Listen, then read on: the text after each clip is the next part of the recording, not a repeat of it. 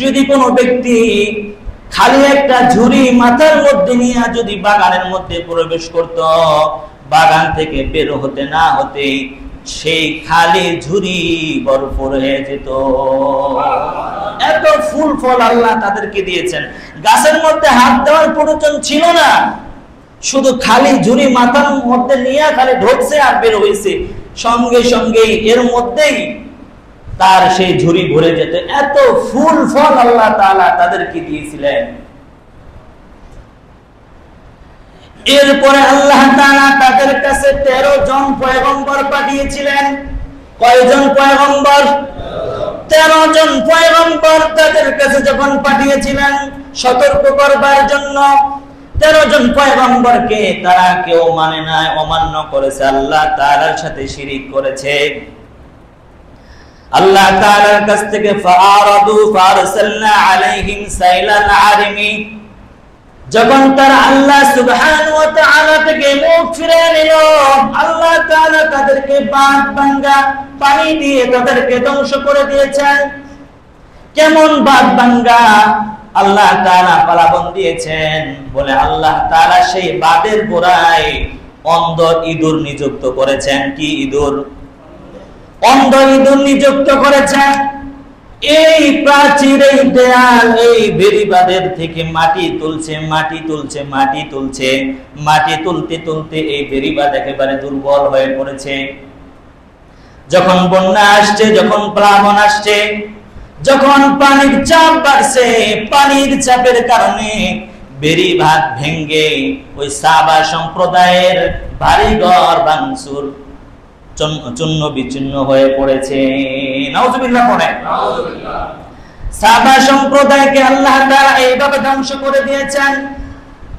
আল্লাহ তাআলা এই পৃথিবীতে এমন অনেক মানুষকে ধ্বংস করেছেন, যেমন আমরা এর থেকেও, এটা তো অন্ধ ইঁদুর ছিল, আল্লাহ তাআলা এর থেকে নরমাল জিনিস দিয়াও এই দুনিয়ার থেকে জালেমদেরকে বিতাড়িত করেছেন। নমরুদের কথা আপনারা শুনেছেন, সামান্য একটা ল্যাংড়া মশার ভিতরে ঢোকার কারণে জোতার বাড়ি খাইতে খাইতে দুনিয়া থেকে বিদায় হয়েছে। কথা বলেন ঠিক কিনা? এরপরে আমরা অনেক দেখেছি যারা মানুষের উপরে জুলুম করেছে, মানুষের উপর অন্যায় করেছে, পালাবার সময় কিন্তু তাদের রূপ চেঞ্জ করতে হয়েছে। কেউ হয়েছে সদরঘাটের কুলি, আবার কেউ হয়েছে নৌকার মাঝি। কথা বলেন ঠিক কিনা? আল্লাহ তাআলার বান্দাদের উপরে যখন জুলুম করবে, অন্যায় করবে, পালাবার সময় সুরত চেঞ্জ করাও পালাবার সুযোগ পাবে না। কথা বলেন ঠিক কিনা? আমরা দেখছি আল্লাহ তাআলা অনেকের মশা দিয়া মারছে, অনেকের মাছি দিয়া মারছে, অনেকের ইঁদুরের মাটি উঠাইছে, ঘর নির্মাণ করছে, প্রাচীর দুর্বল হয়ে পড়েছে, পানির যখন চাপ পড়েছে ভেঙ্গে বিধ্বস্ত হয়ে সবাই মৃত্যুবরণ করেছে। তো যারা মানুষের উপরে জুলুম করবে, আল্লাহ তাআলার আযাব তাদেরকে এমন ভাবে ধরবে, পালাবার সময় ইঁদুরের গর্ত খুঁজে পাবে না। কথা বলেন ঠিক কিনা? তো কি করছে ইঁদুর? ইঁদুর কি করছে? মাটি উঠাইছে দেয়ালের। এখন বলা যায় যে দেয়ালের মাটি উঠাইলে কি হবে, কিন্তু এই ইঁদুর তো আর দুনিয়ার ইঁদুর না, এটা তো আল্লাহ তাআলা নিযুক্ত করেছে। তো মানুষের উপরে যারাই যুগে যুগে জুলুম করেছে তাদের বিচার করেছেন কে? আল্লাহ। তাদের জন্য যথেষ্ট কে? আল্লাহ। এই জন্য প্রিয় ভাইরা আমার, সাহাবা সম্প্রদায়কে আল্লাহ তাআলা এইভাবে ধ্বংস করে দিয়েছেন। এরপর আল্লাহ সুবহানাহু ওয়া তাআলা বলছেন, যালিকা জাযাইনাহুম বিমা কাফারু ওয়া হাল নুজাজি ইল্লাল কাফুর। আল্লাহ বলেছেন তারা কুফরি করবার কারণে তাদেরকে আমি শাস্তি দিয়েছি। যালিকা জাযাইনাহুম বিমা কাফারু, তারা কুফরি করার কারণে আমি তাদেরকে এমন শাস্তি দিয়েছি। আল্লাহ এরপরে বলছেন ওয়াহাল নুজাজিল্লাল কাফুর, আমার অকৃতজ্ঞ ছাড়া, কুফরি করা ছাড়া আমি এমন আযাব কাউকে দেই না। আল্লাহু আকবার। আল্লাহ বলেছেন কুফরি করবার কারণে আমি তাদেরকে এই শাস্তি দিয়েছি, ওয়াহাল নুজাজি ইল্লাল কাফুর, কুফরি করা ব্যতীত, অকৃতজ্ঞ হওয়া ব্যতীত আমি এমন আযাব কাউকে দেই না। চিল্লায়া বলেন আল্লাহু আকবার। মানুষের উপরে যত আপদ আসছে, মানুষের উপরে যত বিপদ আসছে, যত মুসিবত আসছে, সবকিছু তার কৃতকর্মের ফল। ওয়ায়াফু আন কাসীর, আল্লাহ তাআলা বান্দার অনেক অপরাধ, অনেক অন্যায়, অনেক কিছু আল্লাহ তাআলা ক্ষমা করে দেন। আল্লাহ তাআলা ওই বিষয়ে শাস্তি দেন না। তাহলে আমরা বুঝলাম, যদি কোনো মানুষ চলতে যদি কাঠের আঁচড় লাগে, কাঠ আছে না আমাদের দেশে, কাঠের যদি আঁচড় লাগে, হঠাৎ করে যদি দেখা যায় তার হাতের পায়ের বিভিন্ন শিরা উপশিরা আছে না, ধপ ধপ করে, মানুষ যদি পিছলে পড়েও যায়, সেগুলো কি হয়ে যায়? কিসের কারণে হয়? পাপের কারণে হয়। আল্লাহ তাআলা বান্দার সকল পাপের শাস্তি দেন না, এটা আল্লাহ তাআলার গুণ। তো প্রিয় ভাইরা আমার, ইতিহাস যদি পর্যালোচনা করা দেখা যায়, ইতিহাস যদি বিশ্লেষণ করা যায়, তখন দেখা যায় যে আল্লাহ তাআলা মানুষের উপরে আপদ এবং বিপদ দেওয়ার দুইটি কারণ রয়েছে। কয়টা কারণ? মানুষের উপরে যত আপদ আসছে, যত বিপদ আসছে, তার কারণ দুইটা। কয়টা? এই জোরে বলেন কয়টা?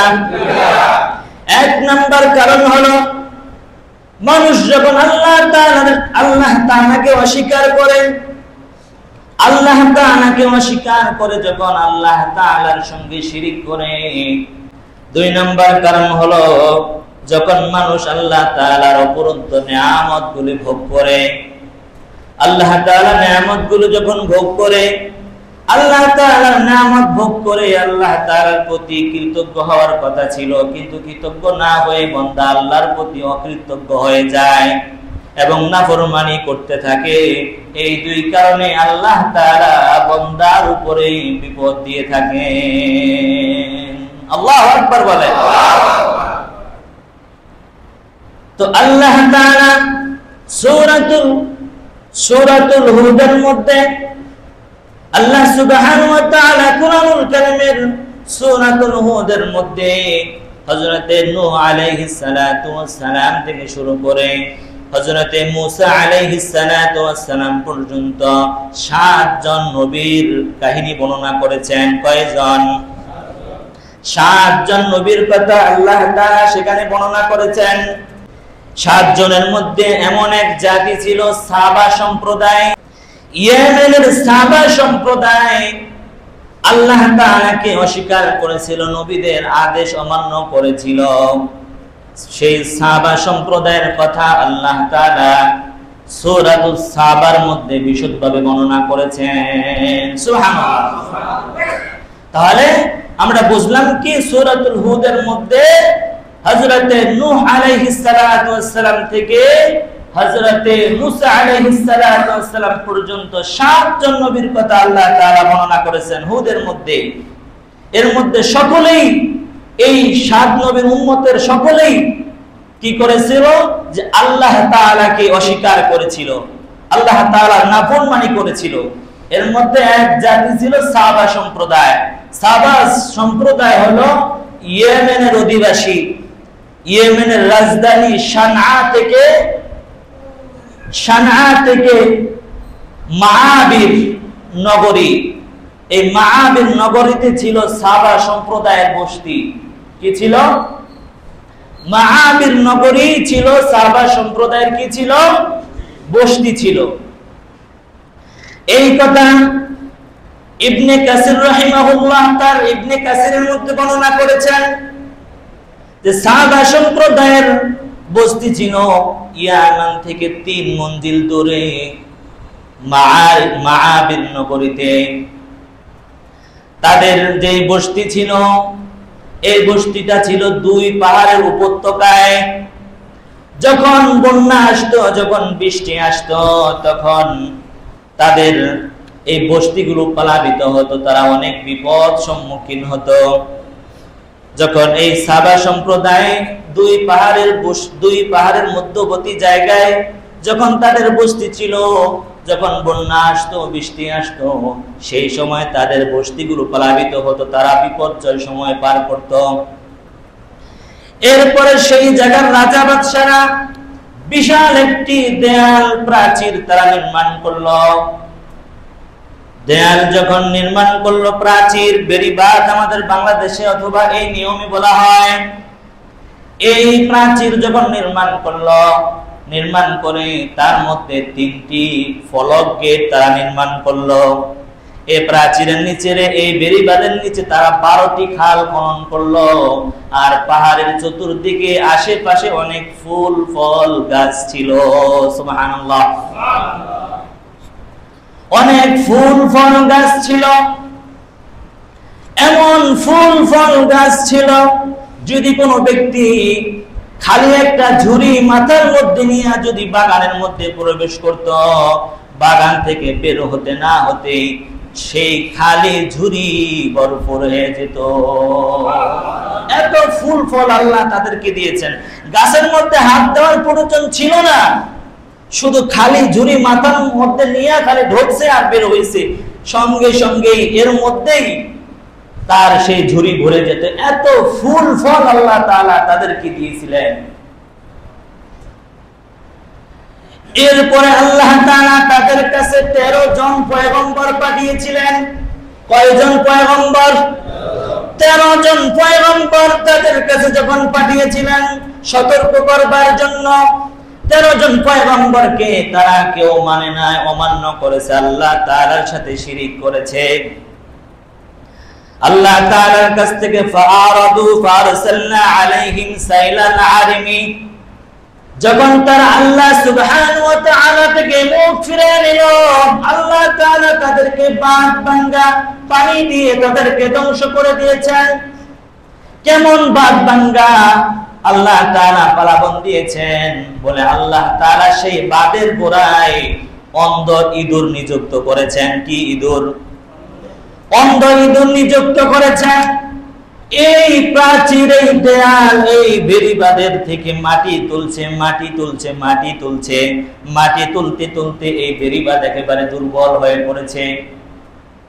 যখন বন্যা আসছে, যখন প্লাবন আসছে, যখন পানির চাপ বাড়ছে, পানির চাপের কারণে বেড়িবাঁধ ভেঙে ওই সাবা সম্প্রদায়ের বাড়িঘর ভাঙচুর চূর্ণ বিচ্ছিন্ন হয়ে পড়েছে। নাউজুবিল্লাহ পড়ে। সাবা সম্প্রদায়কে আল্লাহ তাআলা এইভাবে ধ্বংস করে দিয়েছেন।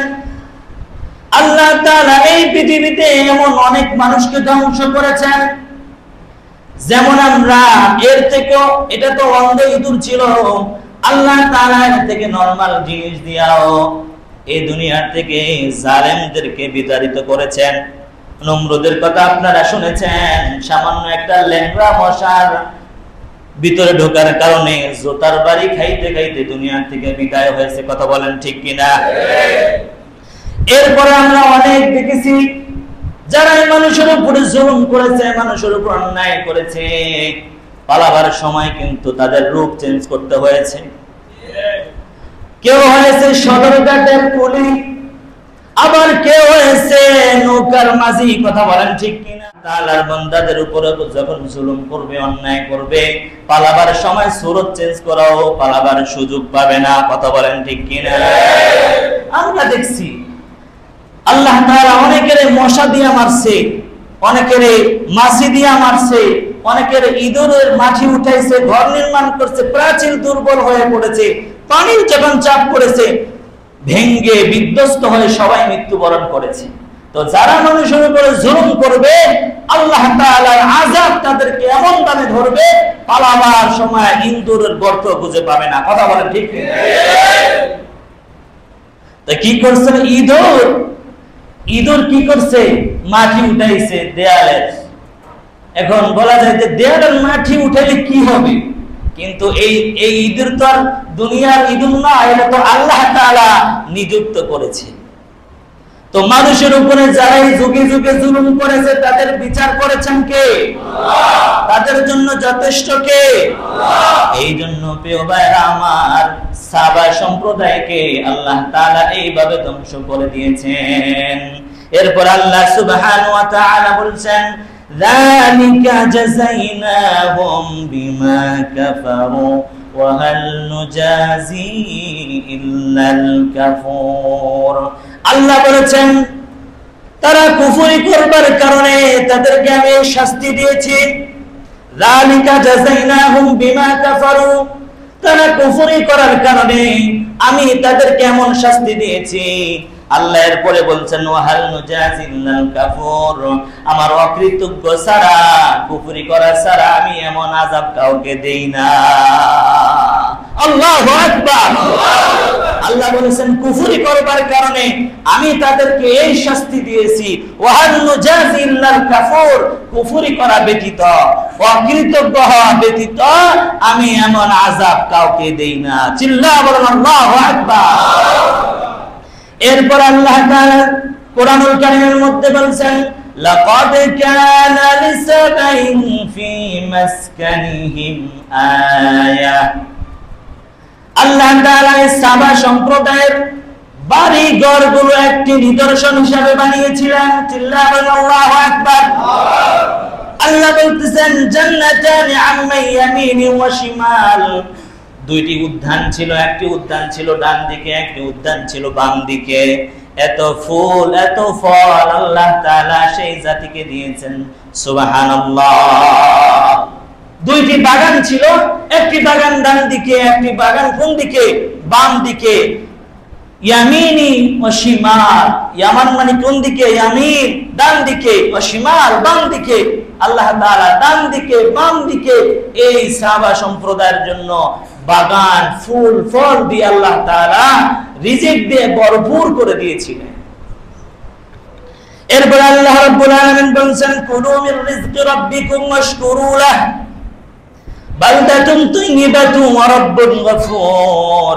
আল্লাহ বলেছেন তোমরা তোমাদেরকে যে রিজিক দিয়েছি তার থেকে তোমরা কি করো? ভক্ষণ করো, তার থেকে তোমরা ভোগ করো। বালদাতুন তাইয়্যিবাতুন ওয়া রাব্বুন গফুর, তোমাদের জন্য এই শহরটি ছিল পবিত্র, তোমার রব হলো অত্যন্ত ক্ষমাশীল। সুবহানাল্লাহ।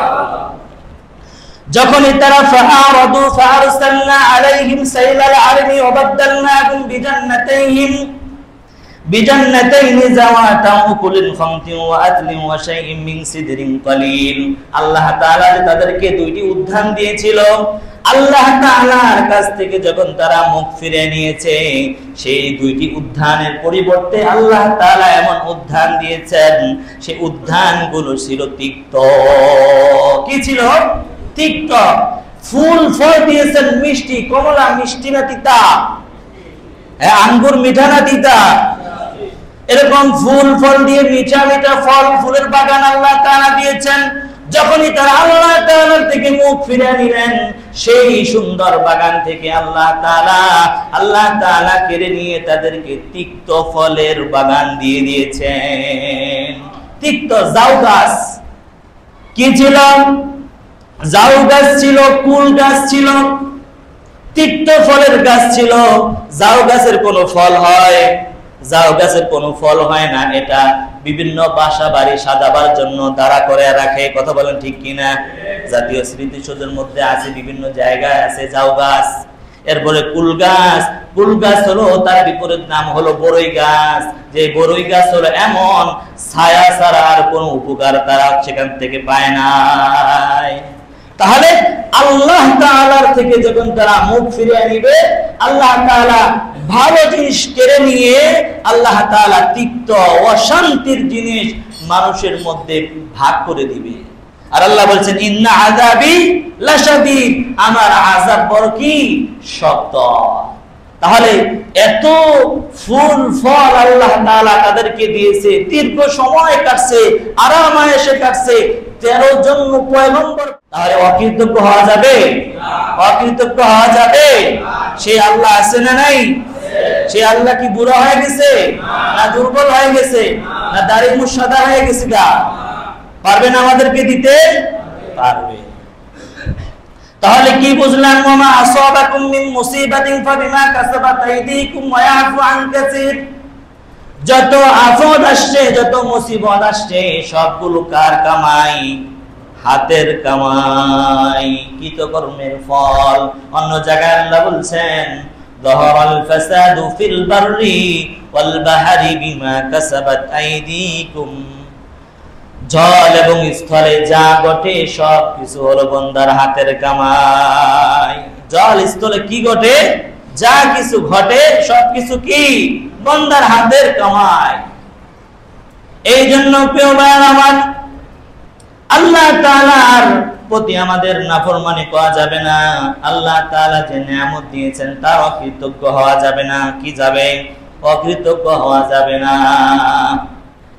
এরপরে আল্লাহ সুবহানাহু ওয়া তাআলা নূহ আলাইহিস সালাতু ওয়াস সালামের পরে যে জাতিকে আল্লাহ তাআলা দুনিয়াতে প্রেরণ করেছেন, সেই জাতির কথা আল্লাহ তাআলা বলছেন ওয়া ইলা আদিন আখাহুম হুদা। আদ জাতির নিকট আল্লাহ তাআলা তাদের ভাই হুদ আলাইহিস সালাতু ওয়াস সালামকে পাঠিয়েছেন। قال يا قوم اعبدوا الله ما لكم من إله غيره। হযরত হুদ আলাইহিস সালাতু ওয়াস সালাম বলেছেন, হে আমার ভাইরা, হে আমার উম্মতেরা, তোমরা এক আল্লাহর ইবাদত করো, তিনি ব্যতীত কোনো ইলাহ নাই। সুবহানাল্লাহ। তিনি ব্যতীত কি নাই? তিনি ব্যতীত কোনো ইলাহ নাই, তিনি ব্যতীত কোনো রব নাই। আল্লাহ আমার রব, এই রবই আমার সব। সকলে বলেন আল্লাহ আমার রব, এই রবই আমার সব। আমাদের রব কয়জন? আমাদের রব কয়জন? একজন। তো হযরত হুদ আলাইহিস সালাতু ওয়াস সালাম বলেছেন, হে আমার উম্মতেরা, তোমরা এক রবের ইবাদত করো, এক আল্লাহর ইবাদত করো, তিনি ব্যতীত কোনো ইলাহ নাই। এরপর বলছেন আফালা তাত্তাকুন, তোমরা কি ভালো হবে না? তোমরা কি সতর্ক হবে না? তোমরা বুঝি ভালো হবে না? আফালা তাত্তাকুন। হযরত হুদ আলাইহিস সালাতু ওয়াস সালাম এই দাওয়াত যখন তাদেরকে দিয়েছেন, তারা কি বলছেন শুনেন। قال الملأ الذين كفروا من قومه إنا لنراك في سفاهة وإنا لنظنك من الكاذبين। আদ জাতির যে নেতা ছিল, গভর্নর যারা ছিল, লিডার যারা ছিল, লিডাররা বলছে, কাফেররা বলছে, قال يا قوم إنا لنراك في سفاهة وإنا لنظنك من الكاذبين। হুদ আলাইহিস সালাতু ওয়াস সালাম কে বললেন যে আমরা তোমাকে দেখছি তুমি নির্বুদ্ধিতার মধ্যে আছো। ইন্না লানারাকা, আমরা দেখছি তুমি নির্বুদ্ধিতার মধ্যে আছো। ওয়া ইন্না লানাযুন্নুকা মিনাল কাযিবিন, আমরা তোমাকে মিথ্যাবাদী মনে করি। নাউযুবিল্লাহ। যখন তাদেরকে দাওয়াত দিলেন, তারা কি বললেন? যে আমরা তোমাকে দেখছি তুমি নির্বুদ্ধিতার মধ্যে আছো, তোমার বুদ্ধি শুদ্ধি নাই, তোমার বুদ্ধি শুদ্ধি নাই, তোমাকে আমরা নির্বুদ্ধিতায় দেখছি।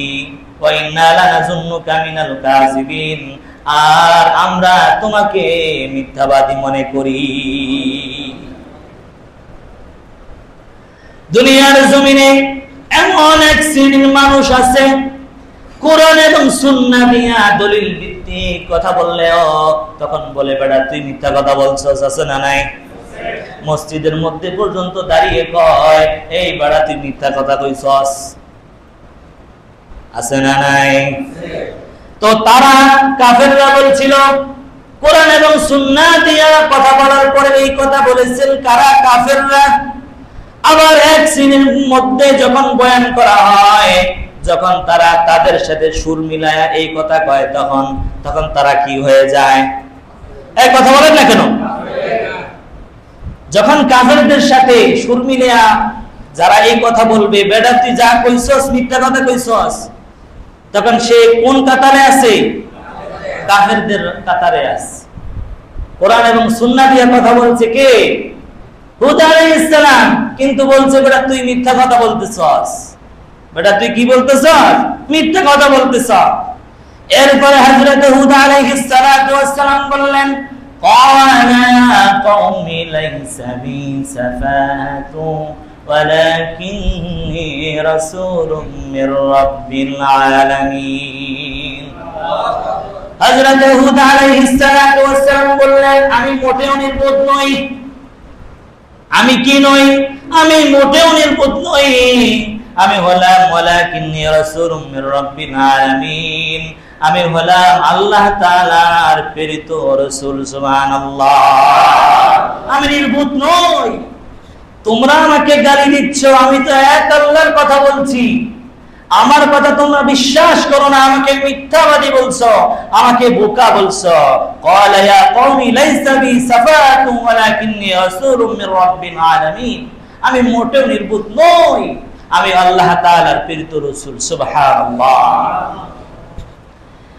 এরপরে হুদ আলাইহিস সালাম বললেন, উবাল্লিগুকুম রিসালাতি রাব্বি ওয়া আনা লাকুম নাসিহুন আমিন। আমি আল্লাহ তাআলার পক্ষ থেকে তোমাদের কাছে পয়গাম পৌঁছাই। সুবহানাল্লাহ। ওয়া আনা লাকুম নাসিহুন আমিন। আমি হলাম তোমাদের জন্য হিতাকাঙ্ক্ষী। কি কাঙ্ক্ষী?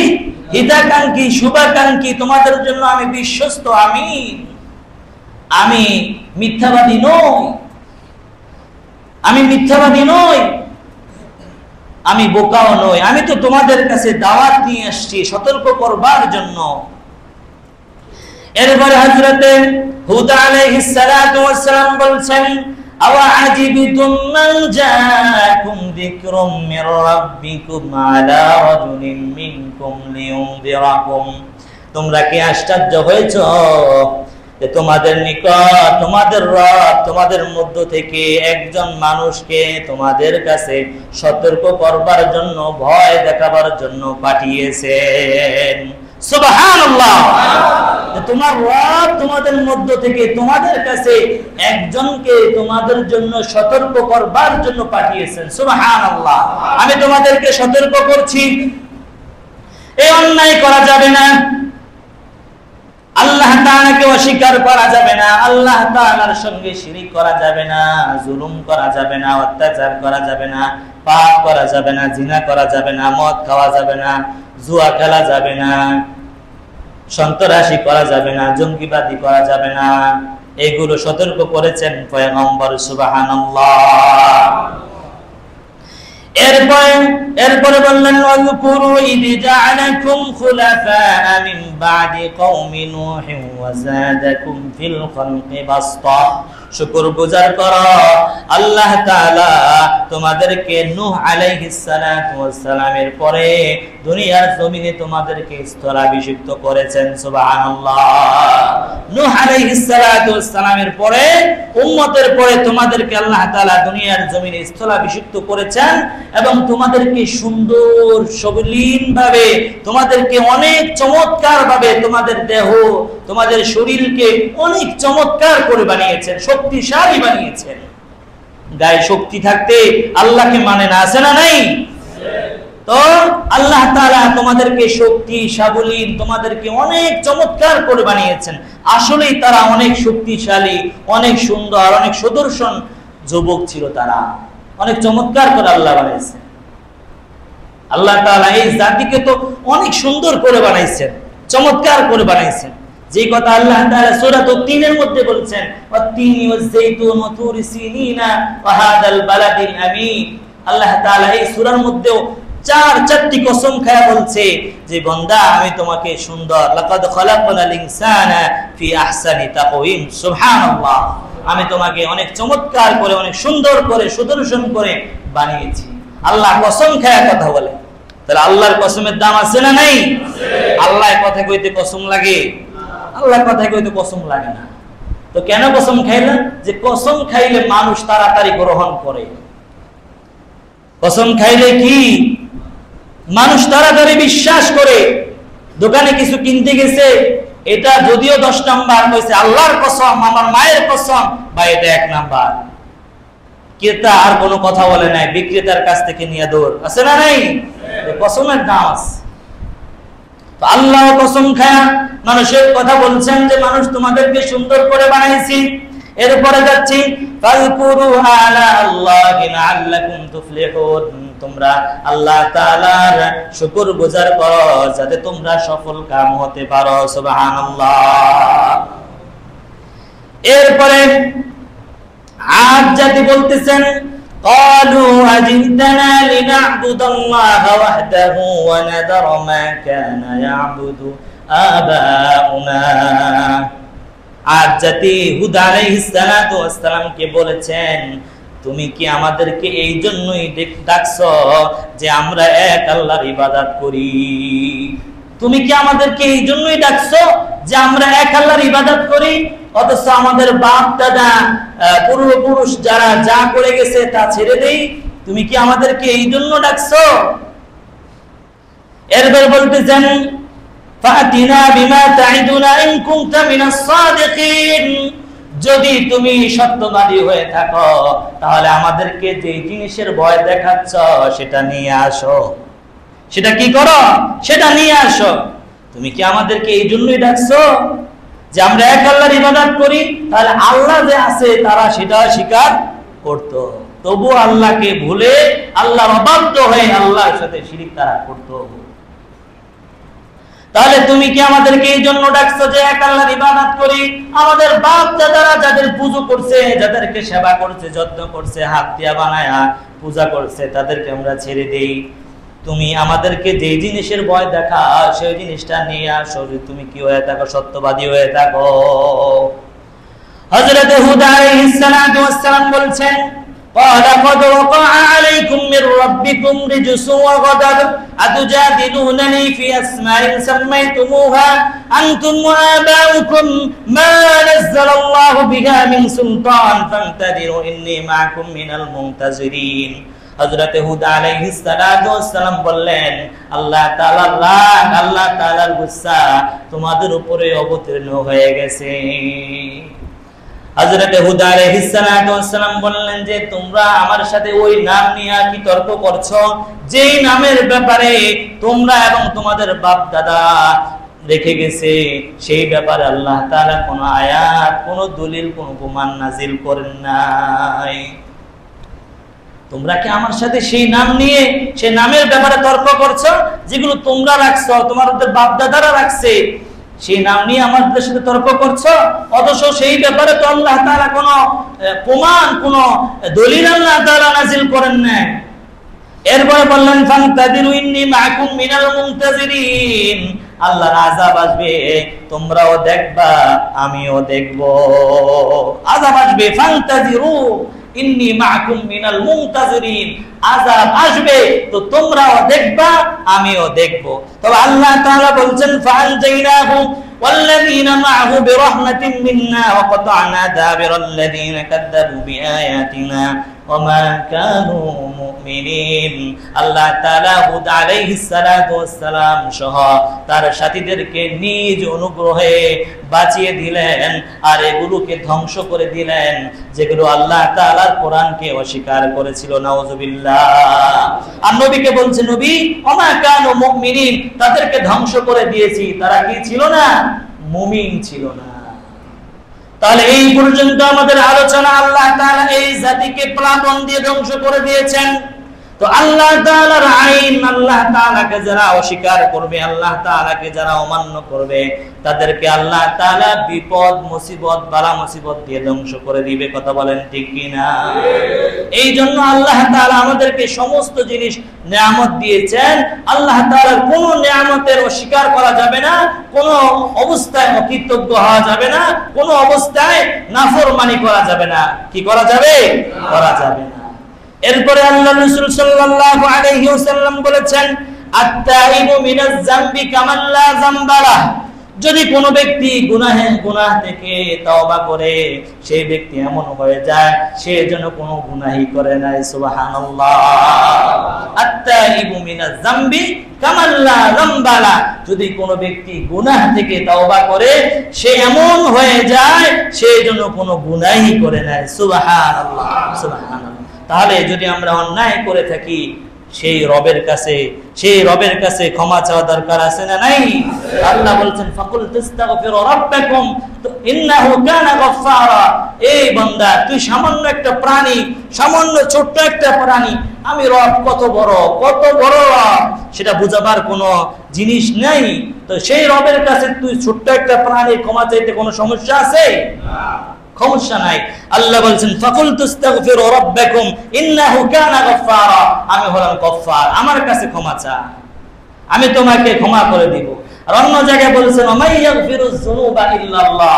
তোমার গুনাহ আমি ব্যতীত কে আছে ক্ষমা করবে? ওমাই ইয়াগফিরুয যুনুবা ইল্লাল্লাহ। তোমার পাপ করছো, অন্যায় করছো, তোমার দ্বিতীয় রব নাই, আমি ছাড়া তোমাকে ক্ষমা করব। এই জন্য যদি নাফরমানি হয়ে যায়, যদি কোনো অন্যায় হয়ে যায়, ক্ষমা চাওয়া লাগবে কি লাগবে না? আল্লাহ সুবহানাহু ওয়া তাআলা আমাদেরকে বুঝবার তৌফিক দান করুক। সকলে পড়েন আমিন। প্রিয় ভাই, আমরা বন্যার্তদের জন্য এর আগে কালেকশন করেছিলাম আমাদের মসজিদ থেকে। তো আমাদের